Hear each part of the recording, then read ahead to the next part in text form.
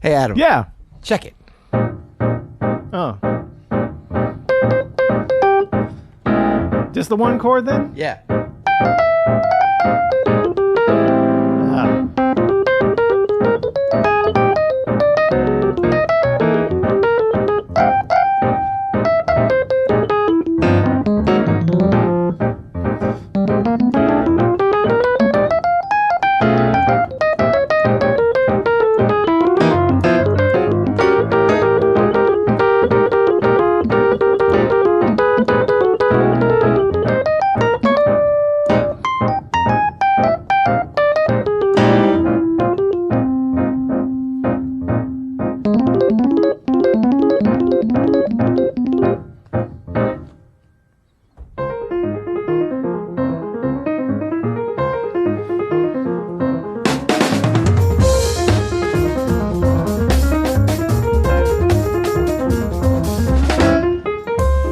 I'm Adam Annis. And I'm Peter Martin. And you're listening to the You'll Hear podcast. Music advice coming at you. Coming at you. Peter, we got to update some things because we changed that tagline so much. We've changed it so much. I saw it on the podcast app a couple days ago. You know what it says? What? Jazz. Explained. Yeah. I know that was a thing for a minute. For a second, we were explaining jazz. I like rotating it. Now it keeps we're it fresh. Music coming at you, but we got to make a note. We should update that. Because I was confused. I was like, wait, aren't we music? Did he change it again? That was good. We were playing over one chord, which is a little bit of foreshadowing to the episode. Well, that's what this episode is about, is how do we play over just one chord? And there's some strategies that you can employ to make that happen. Well, judging on the intro, it is playing on more than one chord and adding some other chords. There's a little hint is for a you. big part of it. But yeah, that was generally, it was one chord area. That was just a B flat 7 sus. Yes. Right? And we can do a ton of stuff to it. Oh, that's just a B flat 7 sus. Oh, that's it. No. So this actually comes from a short. We're going to start an anti. We're going to have a crusade. We've talked about this before. We're going to be anti. We hate to be. You know what? If I'm not against something, what am I for? You know what I'm saying? I'll tell you what, I'm going to make a book. I'm going to write a book called It's Just Music Theory. And everything is just going to, every chapter is controversial at all. It's just this. That's right. But I made this short all about sort of what to do on when you have like a long, one chord for a long time. And this can be actually not just, vamping on one chord, but even in the context of like, what do you do if you have, 2 bars, 1, 2, 3, 4. I mean, 2 related chords. Yeah, like if 2, 5, 1 even, but it's like 2 bars each. Like, what if you do when the changes are really stretched out, or even if it's just a bar each? 1, 2, 3, 4, 1, 3, 4, 1. Most musicians, and we'll speak specifically to pianists, they're not just playing those chords specifically. Right. Most of the time, not all the time, but a lot of the times we're implying or we're layering on top of that 2, 5, 1.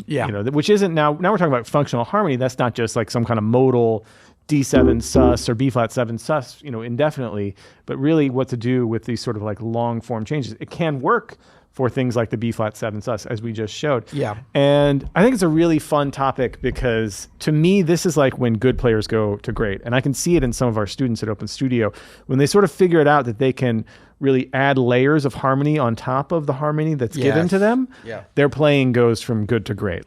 Because it gives you all of this other material to pull from. So you're not just trying to make something happen on F minor 7 for 4 beats. Make something happen. And it just turns out to be this one flavor. Right. When you start layering these substitutions, which we'll talk about, all of a sudden you've got all of these different flavors that you can throw in, little tension and release points within the tension and release. And that's when, like I said, you go from good to great. Yep. Yeah. Reminds me of Baskin Robbins. Remember that place? 31. 31. Why 31? If it was just vanilla for 2 bars. Did you ever go to a birthday party when you were a young lad you could host a birthday party for a certain price at a Baskin Robbins, which included the kids getting to go on the other side. Talk about the inmates running the asylum. I don't think I ever did. I did. That was a sugar fest. Letting kids loose at a Baskin Robbins. You could go and scoop whatever, the toppings and stuff. Oh, it was crazy. like 20 minutes.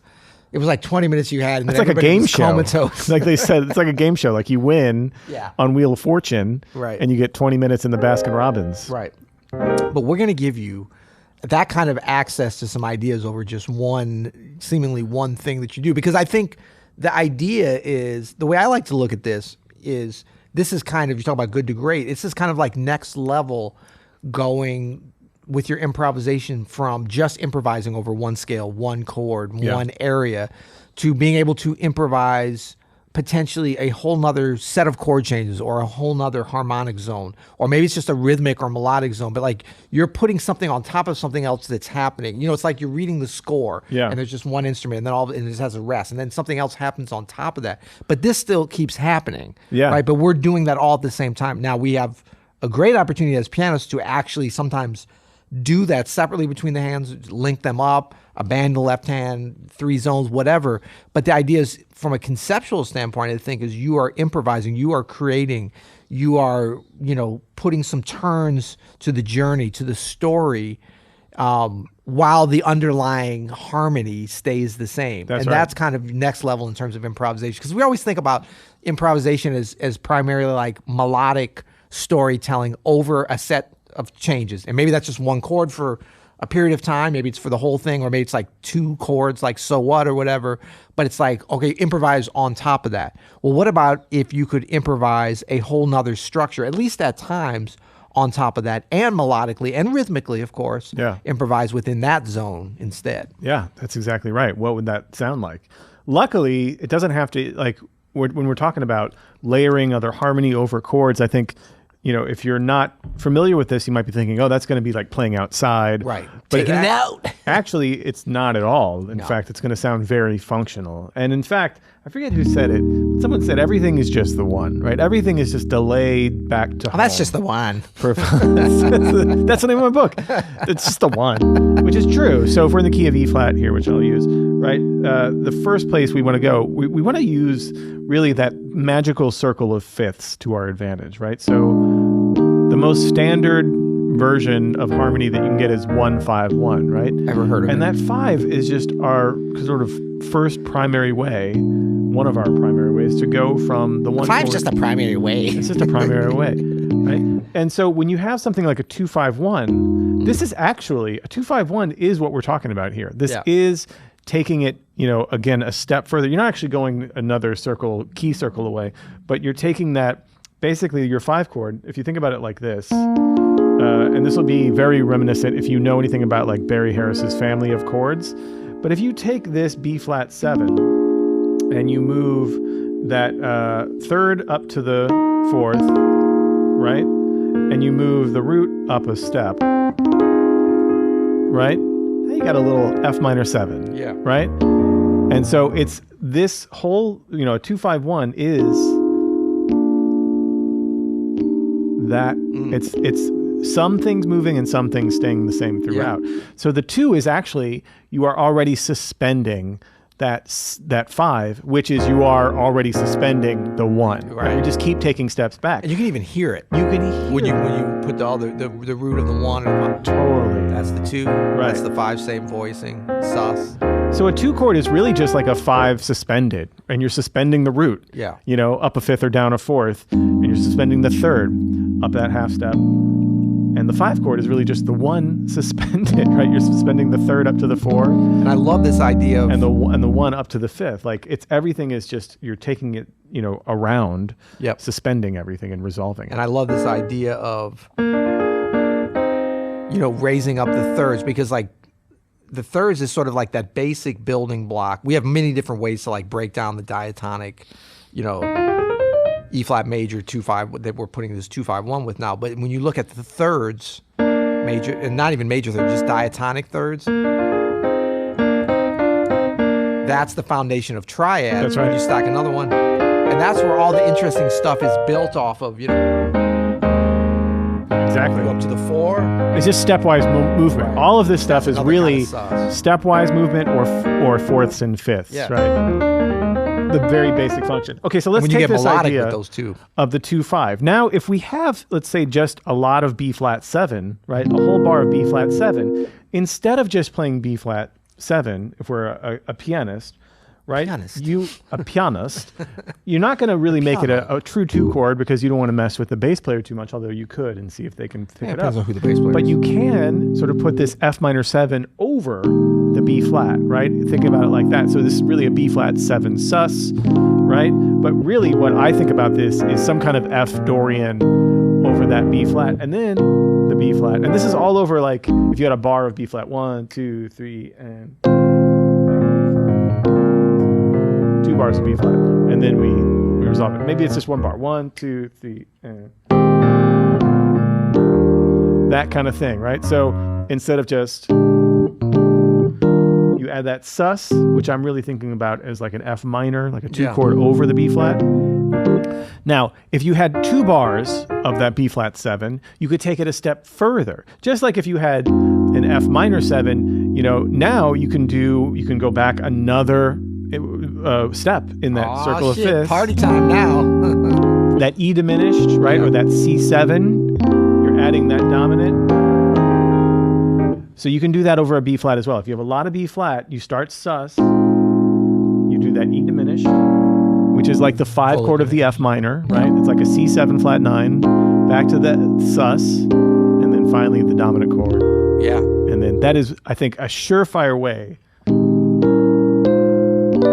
to add all this tension to just 1 chord. So if you have that, especially for dominant chords, but even for minor chords, just taking it a step back. If you have F minor, you could even do this, going back now 2 steps, right? So I'm going to do like a B diminished, E diminished, F minor, right? Which is like F diminished, E diminished. It's like the 5 of the 5. The 5 of the 5. You just keep taking steps back. And I mean, you can sort of do this infinitely because you have that chromatic voice leading of these dominant chords. Yeah. Oh, it's great. And like when you start to look at those, it's like the same thing with the thirds moving around. Yeah. They don't have to always be diatonic. Something's going to kind of, like a lot of times we'll think about these tension notes as specific, like leading tones away or half steps in and there. But when you add it with the thirds. That's right. Ooh. That really gives it some power. And then maybe even with some stacking up some thirds, Yeah. And it's like, but a lot of times people will be like, wait, that's just a different way of saying this. And that's true, but that's a good thing because then we're hearing them in different ways. We're hearing them as thirds, or we're hearing them as individual notes shifting down chromatically, or we're hearing them as the 5 of the 5 of the 5 of the 2. They're all beautiful, cool ways to look at really the same concept, but sort of manifesting it in different ways, training your ears to hear this stuff in different ways, which is super important. Super important. Yeah. That's great stuff. Yeah. So that's definitely something, is that sort of magical circle of fifths, just pulling back, right? Just taking steps back and timing it out so that you're resolving in time. Another, I think, great way is something else we did a lot of on that intro. When you have 1 chord, this is so dumb, so simple, but literally just sliding it up or down a half step is magical somehow. Somehow it works every time. Well, it depends on how you do it, though. Yeah, it works every time if you're doing it. If you know what you're doing if with it. you know what you're doing. So it's a simple concept, and it's actually like I think if you use the framework of like, how does it sound? Yeah. Then it's easy to do it, but you do have to experiment with it because there are ways to kind of make this sound cookie cutter, right? Totally. And so I think that's probably like less is more, or not doing it like. Use some unconventional ways to vary it as you're doing this. And so a lot of times we'll think, okay, so maybe like, I went up, so this time I'll go do it down, and that's fine. But what about...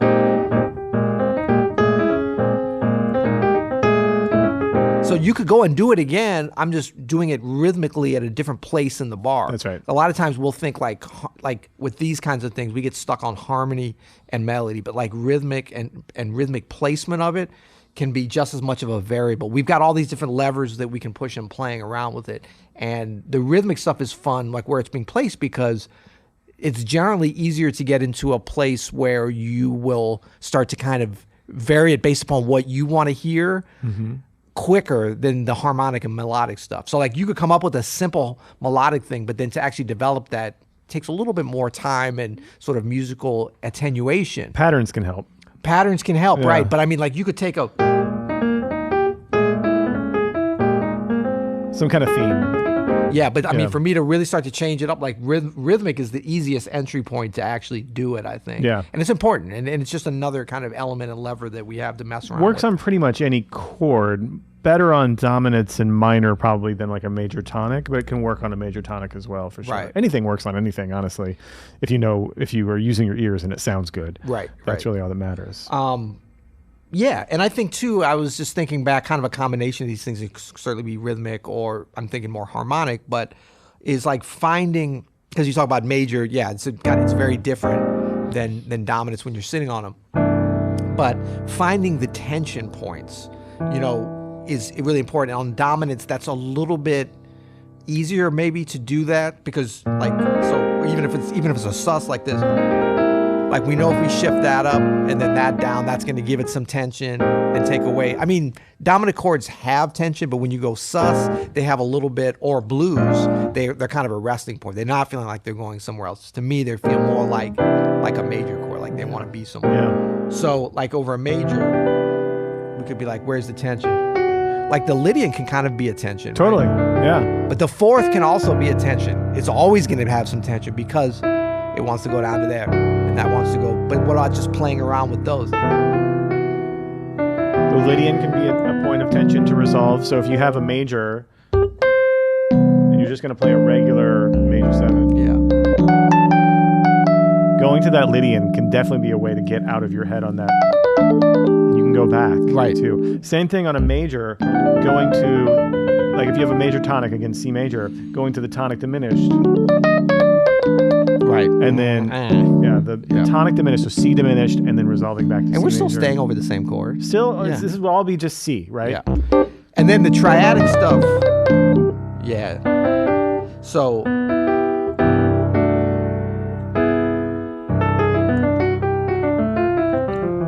Like if you play around, so that's like E triad, D triad, which is kind of Lydian-ish, and then C triad. But for each of them, I'm adding in the fourth, so it's like. I know that's going to be like, whoa, what happened to the F sharp? And then maybe you play around with it back again. Yeah. So it's like little places you can slide in and out of and give, like, when you start to hear what these sound like, but not just as like, oh, I'm over C major, I'm tired of playing, so I'm just going to be playing random notes, But no, we're connecting with something that's very melodic.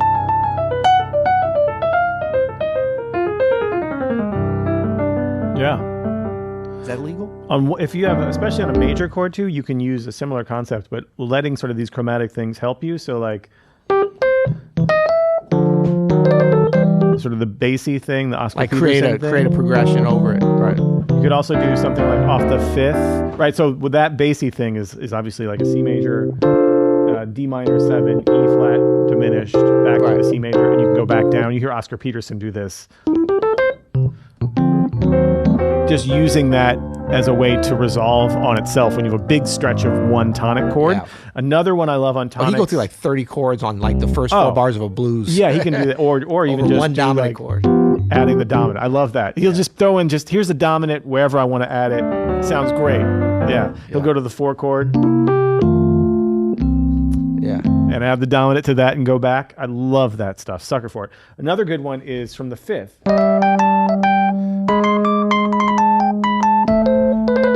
Like using that 5th chromatic walk up just when you have just C major. Right. Maybe you are going.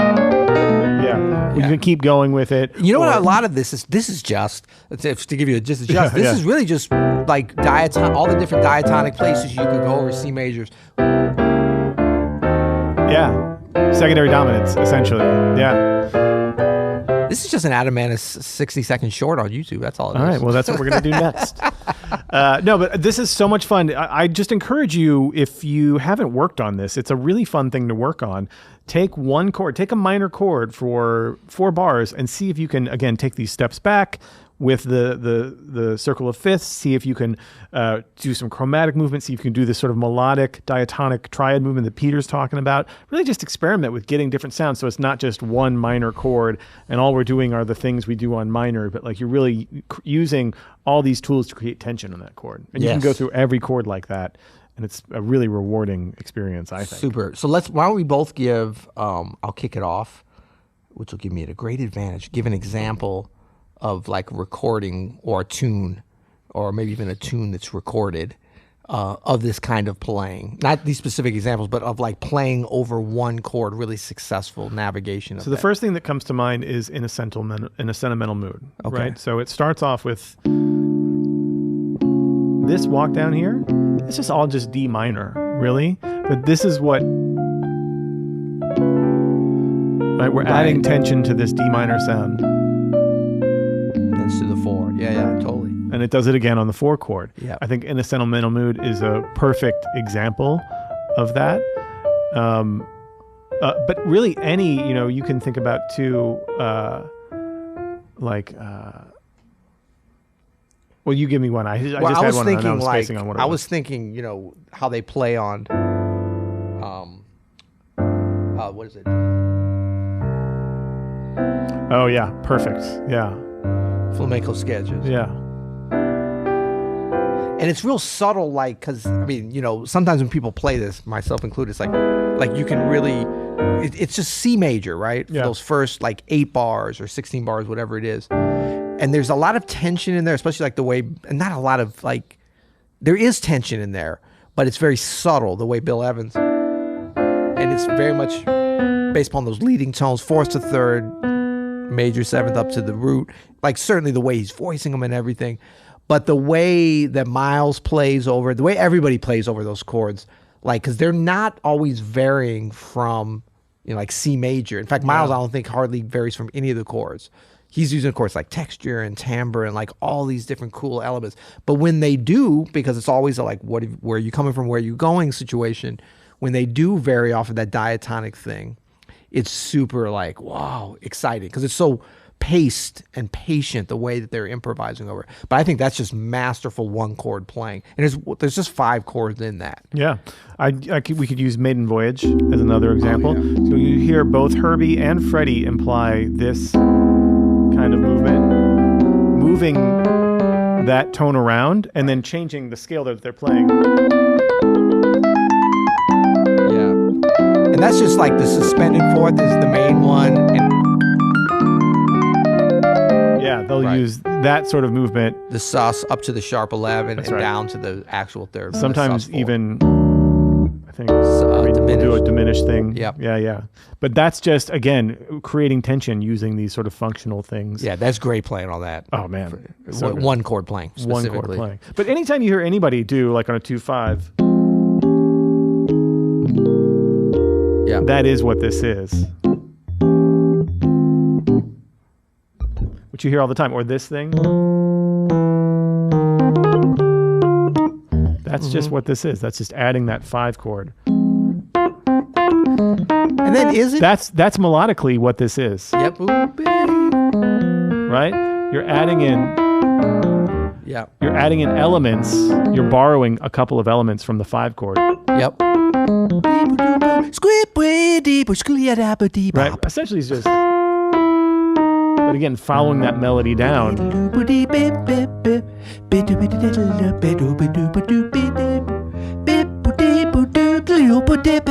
That's all it is. That line is what we're talking about. Let's play it out. What should we play it out with? You do a little